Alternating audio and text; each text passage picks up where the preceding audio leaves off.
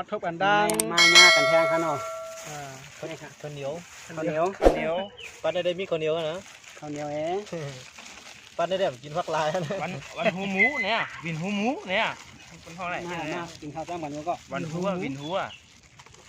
แล้วแต่ตั้งอะไรก็หัวเนาะมันเดี๋ยวนี้ได้นี่อย่างเหรอยอดกอกเลยเนาะกอกเขาพอเราเคี้ยวปลุกเนี่ยเรียบร้อยมาใครจังกันมาว่ากินน้ำจิ้มเกี่ยวกับเนี่ยวันนี้สั่งว่าจ่อมาสวดน้ำจิ้มเนาะจ่อมีที่ทางหลายหลวงนั่นน้องมาก็เลยต้องไปเข้าแมงอันนี้เนี่ยมาค่ะใส่หมูเหรอข้อหมูเหรอ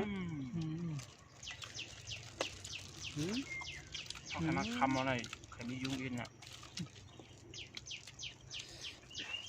เอาครึ่งเหรอพี่น้องเหรอแค่ไม่น้ำจิ้มเนี่ยทำน้ำมันสีน้องคนเดียวซื้อมาเป็นเปลี่ยนห่อเนอะน้ำหนึ่งดีเนาะแค่ไม่เนาะเปลี่ยนห่อคือน้ำมันสายกินเลยนะสายกินในร้านเขาเนี่ย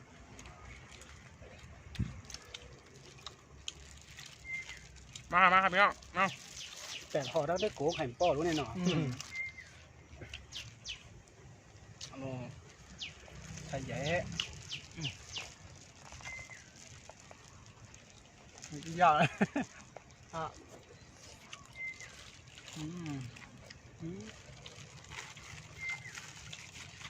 ยอดกอกเกี่ยวกับ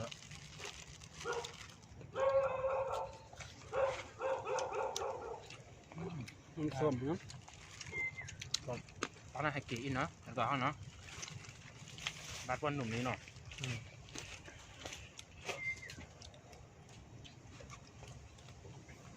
เจียวย่างกับเพื่อเนี่ยข้าวในช่องก้าวขี้เดียวเขียงอยู่ข้าวเป็นอะไรก้ามลูกออกนะจะได้ก้ามได้ใหญ่ๆช่องก้ามมาเลยอ่ะได้ในหมูเนี่ยในใช้กันนะต้องมากินนะเจียงอ่อนใส่กินแล้วไหมอะไร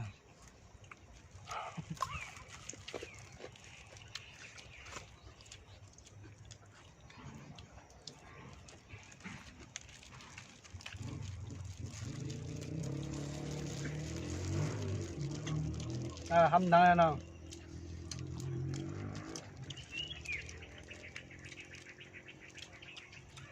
แบบนี้เนาะใส่หมูย่างข้าวเหนียวก่อนขับ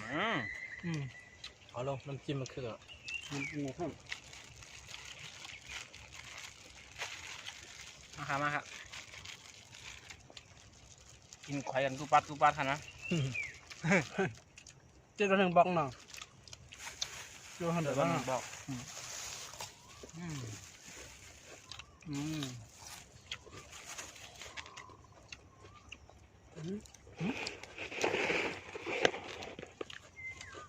แต่อันไหนเมื่อเขามีเนาะข้างนอก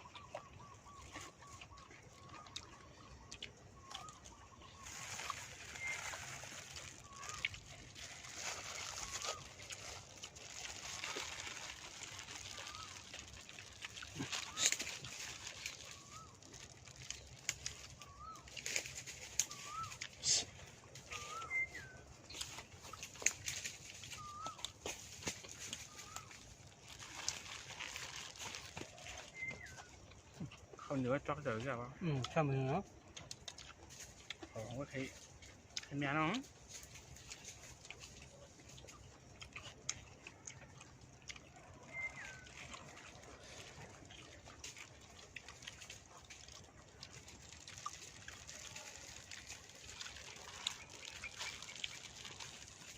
แกมเป็นมาในแรงระยางคุ้ยเนาะนี่จะซื้อเรากินเนาะมาในแรงวัดได้ง่ายเอาเนี่ยปัดทุกมาเดียวฮะอันสูงครับพี่น้องแค่ไหนเนี่ยว้าว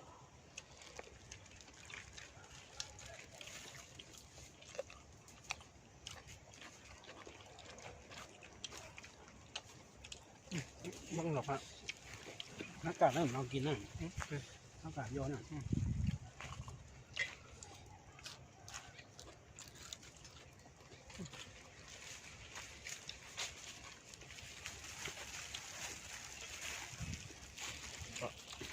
แต่ว่าเต้มันปลาเดือหายด้วยไรเนี่ย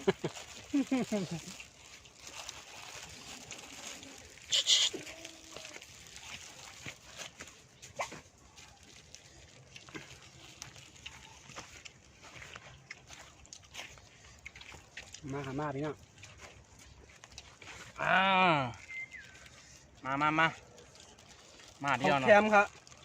หวานเลย ของแคมฮะเนี่ย อืม ผูกคำหมอนเย็นๆทำว่างคืนทำเลยเหรอ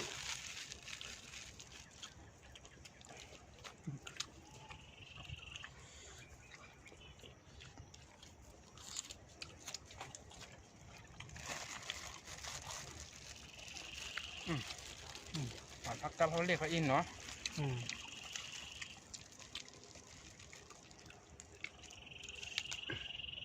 มือดังปอกของมาใหญ่กว่าเห็นพวกข้ามันนั่นเนาะคนขายหมูย่างเอาขายดีได้ขายดีว่าเนาะอืม น้ำจิ้มไข่เค็มมันเนี่ย อืม ตามบ้านน้ำปูน้ำแคมอ่ะมีหลายสื่อ น้ำจิ้มมั้ง อยู่ที่น้ำจิ้มมันหน่อยอ้าวนะครับพี่น้องเฮ็ดไหนแล้วก็พักหนอกใส่เฮ็ดไหนก็ยังใส่จังเลยว่าไปแล้วโย่ ลืมหมักคิดแบบนั้นเนาะ ก็นะครับพี่น้องอี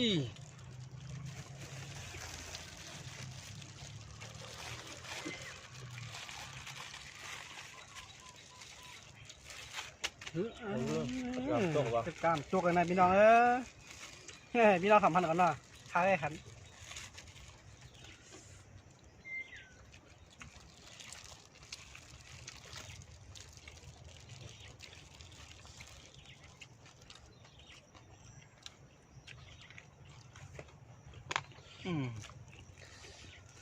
นี่หมักหินนั่นไหนไทยนะเนาะ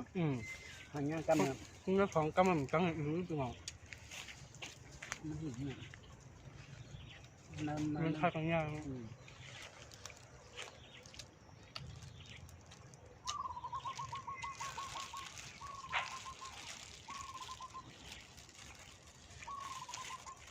ก็คล้ายก็เขาค่ะมาเอาแก้มมันบ่ก็ลันนะมั้ง หมดแล้วน้ำเขา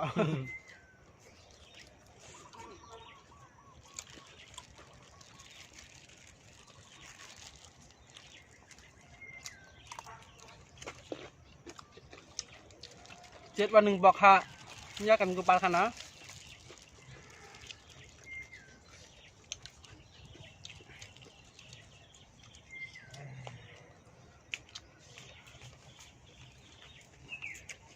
เอาลูกขาวปวด นั่งแต่ดีๆนะ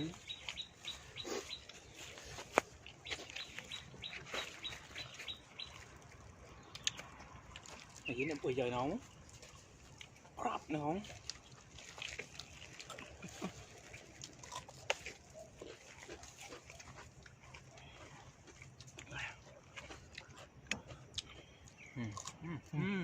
ยังแ